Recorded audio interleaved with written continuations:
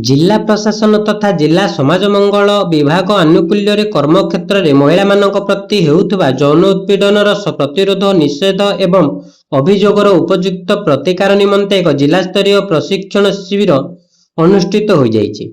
स्थानीय जिलापाल कार्यालय परिसरस्थ डीएमएफ ऑडिटोरियम हॉल रे पोस्ट एक्ट 2013 अधीन आयोजित एही दिनिकिया शिविर रे इंटरनल कमिटी लोकल कमिटीर सदस्य एवं नोडाल अधिकारी मानकु प्रशिक्षण प्रदान करा जाइछि। अतिरिक्त जिलापाल श्री ब्रजबंधु भोईଙ୍କ अध्यक्षतार अनुष्ठित एही कार्यक्रम को भारप्राप्त जिला समाज मंगल अधिकारी तथा अतिरिक्त जिलापाल श्री विक्टोरिया एका परिचालना करथिले। कार्यक्रमर प्रारंभ में अतिथि और प्रशिक्षार्थी मानकु स्वागत करा जिबा परे आईनगत व्यवस्था कमिटी सदस्य भूमिका एवं अभियोग समाधान विभिन्न दिग उपर आलोकपात करा जायतिला। शिविर रे संबल व्यक्ति भावे श्रीमती साधना पांडे जोगदेई आईसीएलसी और नोडाल ऑफिसर मानक कार्यदक्षता संपर्क में आलोचना करथिले।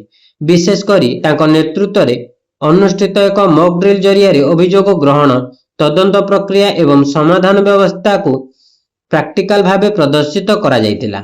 अन्यतम संबल व्यक्ति श्री बी नागेश्वरी एवं श्री सुशील कुमार दास उपस्थित रही तदंत पद्धति नियमावली और इनक्वारी रिपोर्ट प्रस्तुति रे सठिक शैली संपर्क में तालीम प्रदान करथिले।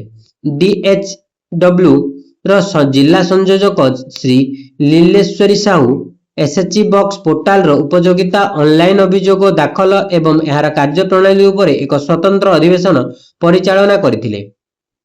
एहा परे डीपीएम ओएलएम श्रीमती पुष्पाश्री नायक संयोजन अंशग्रहणकार मानक मध्य दलगत आलोचना अनुष्ठित होइतिला।